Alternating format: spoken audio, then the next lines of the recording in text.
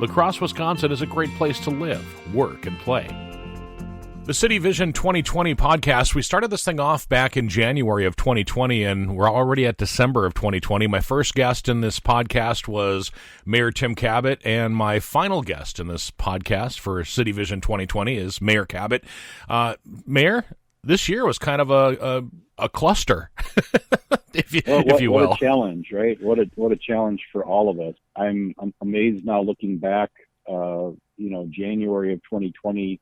Doesn't that seem like that was about, 10 years ago already? It seems like this year has been particularly long and particularly challenging. And I know there's a lot of folks that have shared with me that they're happy to see the next year here in a few weeks. So it's been challenging. I mean, in many ways, it's been very, very difficult. I've been pleased and proud of how our community has responded for the most part, and just, people really trying to help people. And you see a lot of the shop local efforts to help our merchants, and just, a lot of giving and people trying to be there for each other. So that part of it is obviously very positive, and it doesn't surprise me because I know that's what the La Crosse community is about. But it's still been very, very difficult, and your heart goes out to those that have lost jobs and that are struggling right now. Mayor, I'd like to ask you about COVID-19 and the coronavirus. At one time this past year, La Crosse was in the national spotlight for being one of the places that had some of the most outbreaks in the country. Yes. What was done to stop that spread? You're right. We were in a naughty list, so to speak, as far as being one of those hot spots in the entire country, and that's not where you want to be. The combination of people returning to school, and unfortunately, some of that community spread impacted not only the schools, but then also our assisted living and long-term care facilities. That was really a bad thing. There was, and there has been really all throughout this, but especially around that time, ramping up the communication and the contacts with those institutions, and really trying to get people to do the right thing, which is to stay home and to, wear a mask if you do go out, and to do the social distancing and the good hygiene. So the collective group between the healthcare providers and the county health department and ourselves and those other institutions really, increased that level of communication. The universities also increased their level of testing, so they were really trying to identify, their young people and their students that might be positive, and the contact tracing as well that the county has been doing, of really trying to reach out to people and let them know if they've been exposed or been in close contact with someone. So those efforts have been, as I said, ongoing, but they were really ramped up around the fall. And, the university did some things with quarantine and going more virtually with their classes, which also helped. Being the mayor in this time of COVID and seeing businesses shutter and shut down for a while, and some have gone out of business, does that weigh on you, Mayor? It's hard not to take those things personally, because when you do see a business or a sign go up that the business is closed and the building's for sale or for lease and it's an empty storefront, it really is hard to not take those personally. And unfortunately, we've lost some long-standing businesses here through this whole thing. And we did respond, as a city, again, an area where we really did try to do whatever we could with the resources we have available to provide grants to our local businesses. We had a program back in April and May where we, through our own efforts, not any CARES funding or federal stimulus, but through our own efforts, we distributed close to $500,000 to about 80 businesses to try to help them out. And there are many of those that are still in business, but the challenge, and I think everybody's frustration, is that we see the businesses, we see our friends and neighbors who might be struggling or who might have been laid off, and the help really has to come from the federal level. And that first round of stimulus checks and the loans and the PPP support that the federal government provided to businesses, again, back in April and May, was very positive and needed.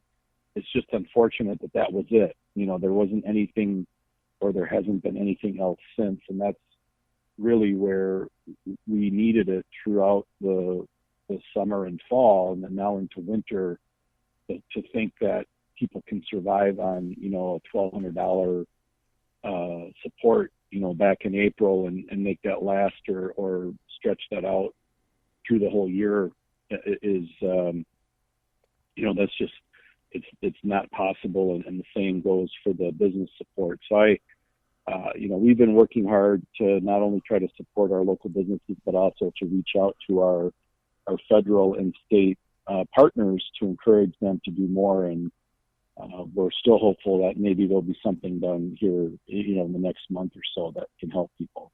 Mayor, looking back at this year, there hasn't been any playbook or anything in history that we could have, compared this to. What was it like being on the front lines, being, part of the decision-making, to help out the city? Well, we treated this and we're still treating it as a community emergency. So we established our emergency management protocols back in late March, which is really a different way that the city goes about communicating and organizing itself.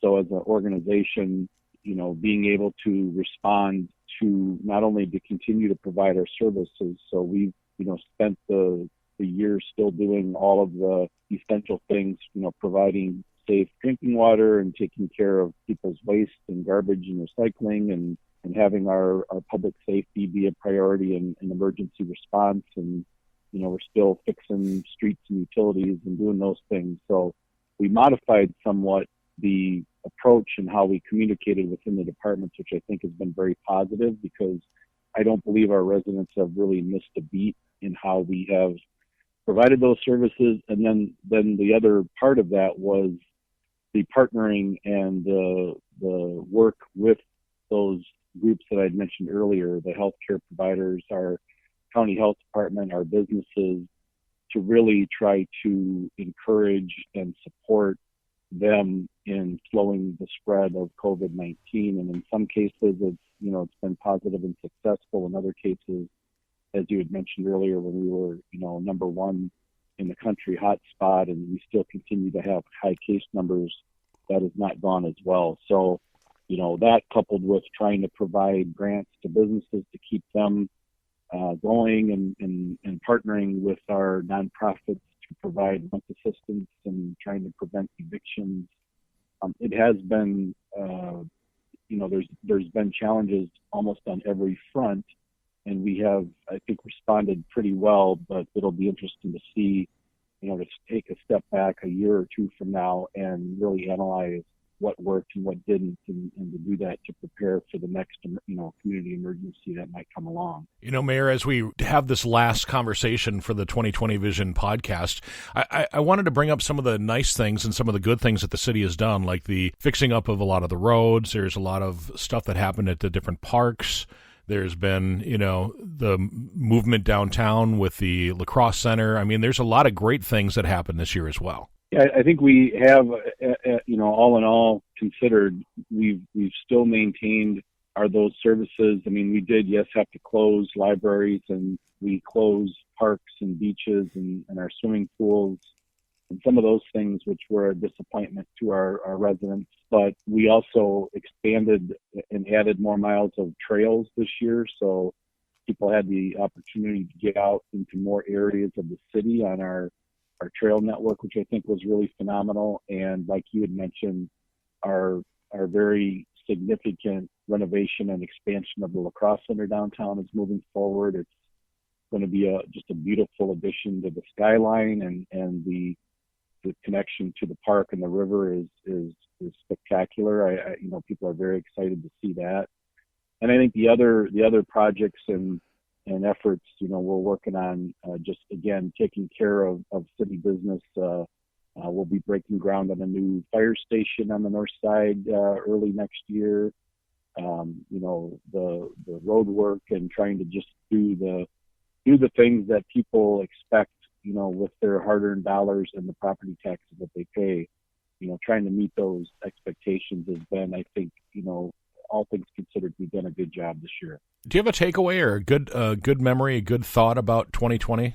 I had said it earlier or alluded to it earlier that just how people in our area have come together, and there's been a number of efforts to raise money for local businesses to support, to do kind of a marketing of shopping local, and just, reinforcing how important it is that our dollars try to stay here in the community. I've been very pleased and impressed with how so many people I see on social media and, in talking and communicating with people around the city. Just that effort, I think, has been really pleasing to see and hopeful that, kept some businesses going during these very difficult times. So I think that's probably the biggest thing is, yes, 2020, I think, for everyone has been probably not on their top 10 list of favorite years, but I think the community response and just how everybody is trying to get through it shows how resilient La Crosse is, and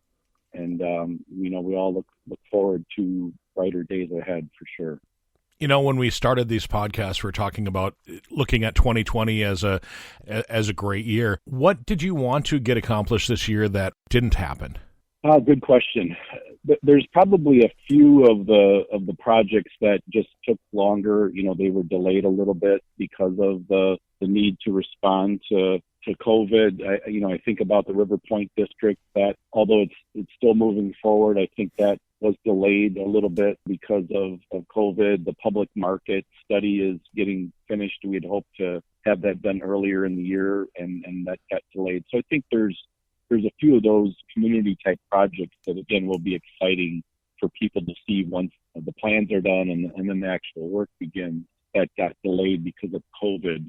But otherwise, for the most part, again, major projects like the La Crosse Center, like our streets program, those did happen, and we continue those efforts, which I think is really good. What's your outlook for the city for 2021, Mayor? Well, I do believe that at least for the first half, we'll still be dealing with the COVID situation and the services that we provide, the response that we're providing for the public and trying to slow the spread down, and hopefully vaccines will start to become available and more widely available for the public. So I think the first half is still going to be kind of this transition. But then I'm hopeful in the second half of 2021, we'll start to then see rebound and hopefully start to see things going back to kind of the pre-COVID, where we're able to go out to gatherings and out to dinner and have more social interaction, which I think everybody is craving so badly right now. So that's what I would look for in 2021. I think we'll continue to keep doing everything we can to keep our services going and to keep people safe and to work on economic recovery, because that then really becomes the next several years, is getting people again back to work, getting these businesses more secure, and just really trying to, again, work on those community tech efforts. The Year of Vision 2020 Conversations with Department Heads from the City of La Crosse is a podcastforhire.com production. For more information about La Crosse, visit the website cityoflacrosse.org.